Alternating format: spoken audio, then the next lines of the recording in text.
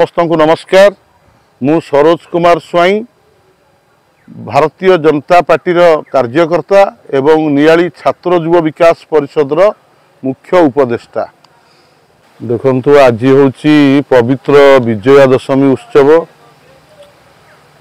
ये विजया दशमी अवसर में मु नियाली अंचलर समस्त जनसाधारण युवक छात्र एवं माँ मानू हार्दिक शुभेच्छा और अभिनंदन जनाऊँगी।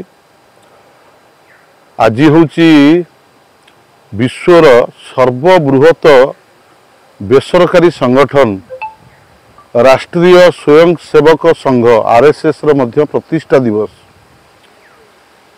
तेणु आमे समस्ते स्वयंसेवक माने निजको गर्व अनुभव करुचु जे एई भली गोटे राष्ट्रीय विचारधारा रे प्रत्येक दिन प्रभातरु जो शाखा चले से शाखारु व्यक्ति निर्माण प्रक्रिया आरंभ हुए। से कारण आज समग्र विश्व रे विभिन्न क्षेत्र रे संघर स्वयंसेवक माने प्रतिष्ठित होई समाज को दिग्दर्शन दौरान एवं समाजर सेवार लगी।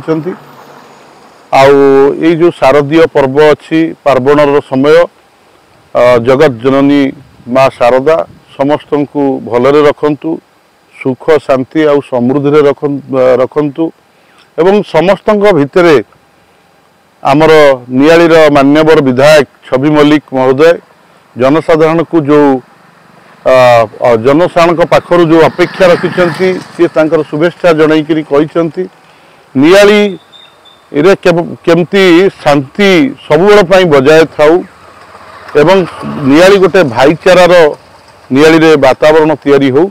सेथिपाई मु जगत जननी माँ दुर्गा पाखरे प्रार्थना करी समस्त को से भलरे रखंतु, समस्तंकर मंगलमय हो, नियालीवासी समस्ते भलरे थांतु। अधिक खबर पाई आम चैनल को लाइक शेयर और सब्सक्राइब करंतु।